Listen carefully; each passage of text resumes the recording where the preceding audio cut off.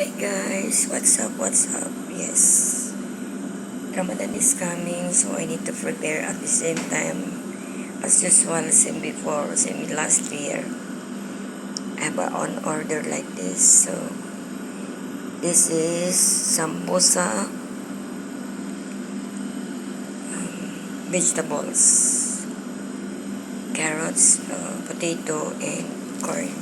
Usually, this is the favorite and tradition of Arabic people every Ramadan. So, for extraordinary. See guys, I make now is almost 200 pieces this one. Anyway, it's me Ate Alex, mega love shout out, preparing for Ramadan.